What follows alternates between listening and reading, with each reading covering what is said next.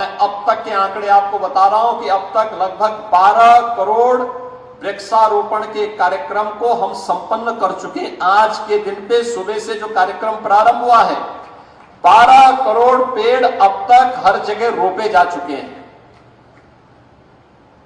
एक पेड़ मां के नाम,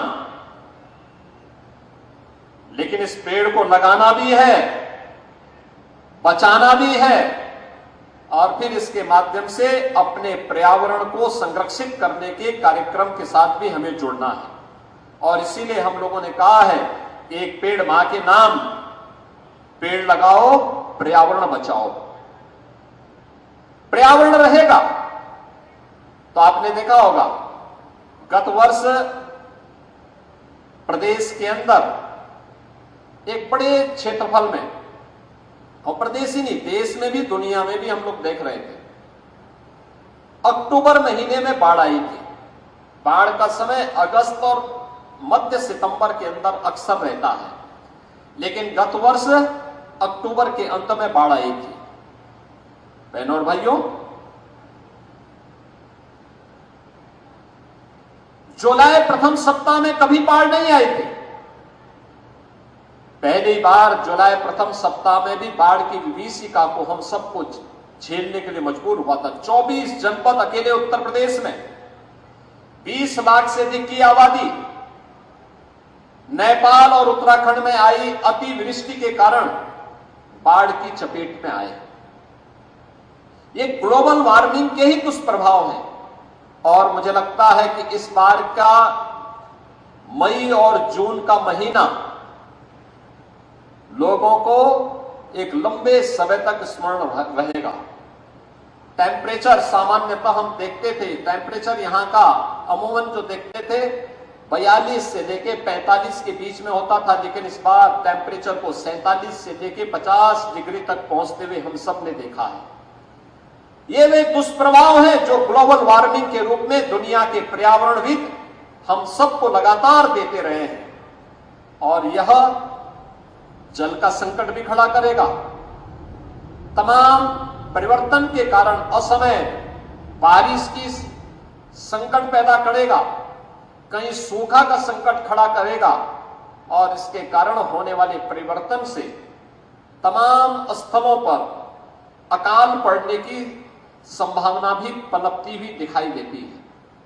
इन सब से बचाव के लिए ही आदरणीय प्रधानमंत्री जी के मार्गदर्शन और नेतृत्व में उत्तर प्रदेश ने 2017 में सरकार बनने के बाद वृक्षारोपण के इस महाअभियान के साथ आगे अपना कार्य करना प्रारंभ किया। और मुझे प्रसन्नता है, आज जहां हम लोग एक ही दिन में 36 करोड़ 50 लाख वृक्षारोपण के इस कार्यक्रम को संपन्न करेंगे, वहीं पिछले 7 वर्ष में प्रदेश में भारतीय जनता पार्टी नेतृत्व की सरकार ने अब तक 168 करोड़ वृक्षारोपण के कार्यक्रम को संपन्न किया है। और 168 करोड़ वृक्षारोपण के कार्यक्रम के साथ जुड़ने के साथ ही प्रदेश के अंदर मुझे बताते हुए प्रसन्नता है कि जो हमने थर्ड पार्टी इन सभी लगाए गए पेड़ों को देखा है, लगभग 75 से 80% पेड़ अभी भी जीवित हैं, अच्छी वाटिका के रूप में वहां पर वे आगे बढ़ रही हैं। यह प्रदेश सरकार के द्वारा किए गए कार्यक्रम का अभियान का एक परिणाम है। और केवल इसको अगर मैं बोलूं, हो सकता है लोगों के लिए विश्वसनीय हो, आज वैश्विक संस्थाएं इसे मान्यता दे रही है।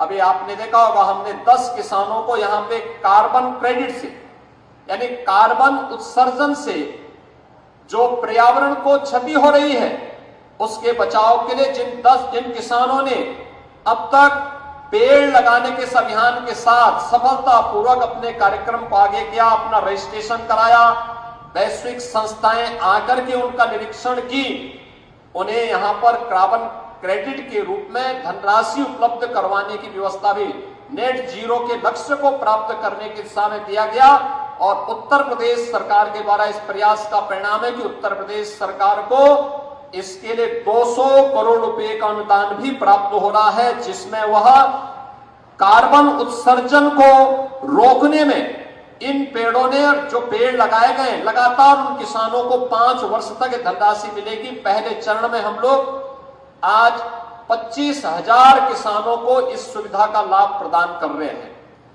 आप अनुमान कर सकते हैं कि 200 करोड़ रुपए किसानों के खाते में जाएंगे, पेड़ लगाएंगे। उस पेड़ का किसी ने इमारती लकड़ी के रूप में, किसी ने फलदार, किसी ने औषधीय, किसी ने पीपल, पाकड़, बरगद, किसी ने नवग्रह वाटिका लगाई होगी, किसी ने हरशंकरी लगाई होगी, किसी ने नक्षत्रशाला लगाई होगी और किसी ने अन्य कार्यक्रम के साथ जुड़ करके इस अभियान को आगे बढ़ाया। लेकिन वैश्विक संस्थाएं उसे मान्यता दे रही है। 200 करोड़ रुपए की राशि उत्तर प्रदेश को प्राप्त हो रही है। बहनों और भाइयों, लखनऊ आज प्रदेश का सबसे बड़ा महानगर के रूप में अपने आप को स्थापित किया है। ये प्रदेश की राजधानी भी है। हम लोगों ने कल ही इसको स्टेट कैपिटल रीजन के रूप में डेवलप करके इसके आसपास के क्षेत्र को आर्थिक प्रगति के एक नए मानक के रूप में स्थापित करने के एक बड़े अभियान को हम लोगों ने आगे बढ़ाने की कार्रवाई को भी आगे बढ़ाया।